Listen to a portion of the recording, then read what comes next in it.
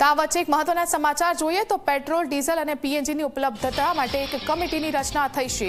આવશ્યક ચીજ વસ્તુઓની ઉપલબ્ધતા માટે આ ખાસ કમિટી બનાવવામાં આવી છે। રાજ્ય અને જિલ્લા સ્તરની કમિટીની રચના કરવામાં આવી છે। રાજ્યના મુખ્ય સચિવના અધ્યક્ષ સ્થાને રાજ્ય કક્ષાની કમિટી કાર્યરત રહેશે।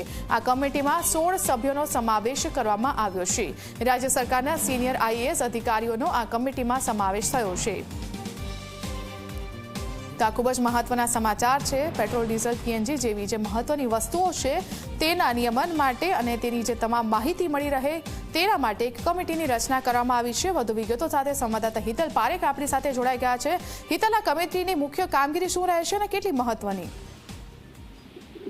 जी ચોક્કસ એવું કહી શકાય કે વર્તમાન પરિસ્થિતિમાં જે રીતે પેટ્રોલ ડીઝલ અને આવશ્યક ચીજ વસ્તુઓ છે એ પીએનજી હોય કે અન્ય ચીજ વસ્તુઓ એની જે પ્રકારે વર્તમાન પરિસ્થિતિ છે તેને ધ્યાનમાં રાખીને ગઈકાલે પ્રધાનમંત્રી નરેન્દ્ર મોદી દ્વારા તમામ રાજ્યોના મુખ્યમંત્રીઓ સાથે બેઠક કરવામાં આવી હતી।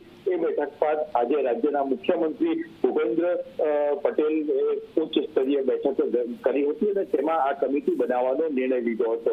એ કમિટી તાત્કાલિક અસરથી બનાવી દેવામાં આવી છે। રાજ્ય સ્તરની જે કમિટી છે એ મુખ્ય સચિવના અધ્યક્ષ સ્થાને કામગીરી કરશે અને તે કમિટીમાં 16 સભ્યો કાર્યરત રહેશે। એ જ પ્રકારે જિલ્લા સ્તરની કમિટી જિલ્લા કલેક્ટરના અધ્યક્ષ સ્થાને બનાવવામાં આવી છે અને તેમાં 11 સભ્યોનો સમાવેશ કરવામાં આવ્યો છે।